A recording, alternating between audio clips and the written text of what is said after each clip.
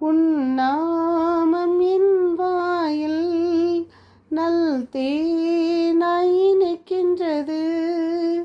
உன் நாமம் என் வாயில் நல் தேனாய் இனிக்கின்றது. உன் வாழ்வு என் நெஞ்சில் நற்செய்தியாய் தொனிக்கின்றது. உன் அன்பை நாளும் எண்ணும்போது ஆனந்தம் பிறக்கின்றது. என் இயேசுவே உன்னை நான் மறவேன் மறவேன். எந்நாளும் உன் அருளை நான் பாடி மகிழ்ந்திருப்பேன். என் இயேசுவே உன்னை நான் மறவேன் மறவேன். என் இனிய உறவுகளே, 18/8/24 இருக்கிறோம். இன்று சண்டே.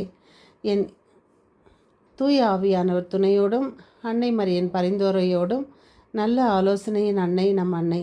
நாம் தொடரும் சங்கீத தொடர்ச்சி 37, 25, 26, 27. இளைஞனாய் இருக்கிறேன், இதோ முதியவனாகிவிட்டேன். ஆனால் நேர்மையாளர் கைவிடப்பட்டதை நான் கண்டதில்லை. அவர்களுடைய மரபினர் பிச்சை எடுப்பதில்லை, நான் பார்த்ததில்லை. நேர்மையாளர் எப்பொழுதும் மனமிறங்கி கடன் கொடுப்பார். அவர்களின் மரபினர் இறையாசி பெற்றவராயிருப்பர். தீமை நின்று விலகு, நல்லது செய், எந்நாளும் நாட்டில் நிலைத்திருப்பாய். கடுஞ்சினம் கொள்பவர் அதற்குரிய தண்டனை பெறுவார். நீதிமொழிகள் 19, 19, 20, 21. இக்கட்டி நின்று அவரை விடுவிப்பார். ஆனால் மீண்டும் செவிக்கொடு, கண்டிப்பை ஏற்றுக்கொள். பின்வரும் காலம் எல்லாம் ஞானம் உள்ளவனாய் வாழ்வாய். இன்றைய வாசகம் நீதிமொழிகள் நூலிலிருந்து 9:1-6.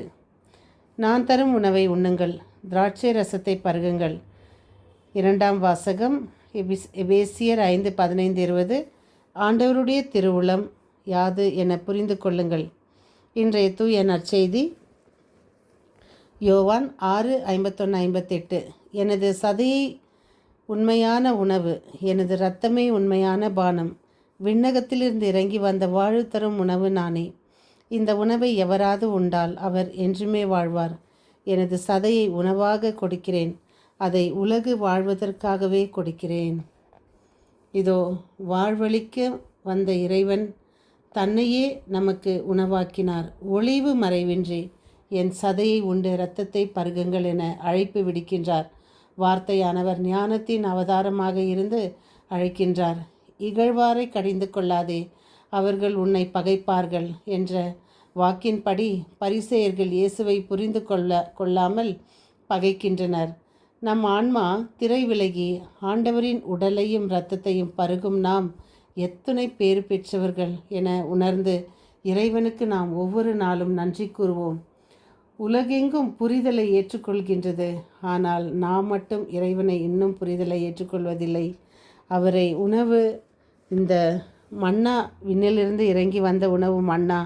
ஆனால் இன்று ஆண்டவரே நமக்காக இறங்கி வந்து வார்த்தை எப்படி உருவானாரோ அதேபோல் அவருடைய உடலையும் நமக்காக, இதை நான் வரும் வரையில் செய்யுங்கள் என்று நமக்காக தினம் அதை நாம் அனுபவித்து வாழும்படி செய்திருக்கிறார்.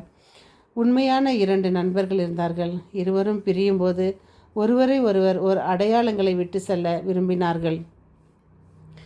அப்பொழுது அந்த நண்பர் சொன்னார், எனக்காக நான் உங்களுக்கு என்ன வேண்டுமானாலும் தருகிறேன், நீங்கள் எதை கேட்குறீங்க அப்படின்னு.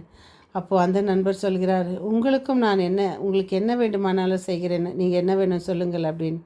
அப்போது ஒரு நாள் இருவரும் செல்லும்போது இவர்களுக்கு ஒரு அழைப்பு வருகிறது. என்னவென்றால், ஒருவருக்கு இரத்தம் கொடுக்க வேண்டும், அது உங்களுக்கு முடிந்தால் நீங்கள் உதவி செய்யுங்கள் என்று.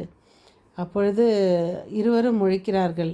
ஆனால் அதற்கு முன்பு இவர்களுக்கு என்ன நடந்தது என்று தெரியாது. ஆனால் போய் அந்த இடத்தில் இரத்தம் கொடுக்கும் பொழுது அந்த இரத்தத்தை கொடுக்கிறார்கள். கொடுத்தால் அந்த ஒருவருடைய நண்பரின் குடும்பத்திற்கு அந்த இரத்தம் போய் சேர்கிறது. அப்பொழுது அந்த இரத்தத்தை அந்த பெற்றுக்கொள்ளும் வரை அவர்களுக்கு தெரியாது. அதெல்லாம் முடிந்த அப்போ ஒரு நாள் ஒரு நலம் விசாரிக்கும் பொழுது யார் கொடுத்தது என்று அந்த ஆஸ்பத்திரியில் அவர்கள் அதை சந்திக்கும் பொழுது அவர்களுடைய மனைவி, இவர் தான் நமக்கு நம் பிள்ளைகளுக்கு ரத்தம் கொடுத்தது அப்படின்று. இப்போ இதுபோல் மனிதருக்குள்ளேயே இந்த மாதிரி ஒரு நல்ல அன்பளிப்பான உறவுகள் வாழும்போது இறைவன் இயேசு கிறிஸ்து அவருடைய இரத்தத்தை நமக்கு உண்மையாகவே கொடுத்திருக்கிறார். அதனுடைய மாதிரி தான் நாம் இன்று ஒருவருக்கொருவர் நம்மளுடைய பகிர்வை நாம் ஏற்று வாழ்வோம். ஒருவருக்கு ஏதாவது என்றால் முன் வருவோம், உதவி செய்வோம், மன்னிப்போம், மறப்போம், ஏற்றுக்கொள்வோம், உதவிக்கரங்களாக வாழ முயற்சி செய்வோம். மீண்டும் சந்திக்கும் வரை உங்கள் அன்பு தோழி.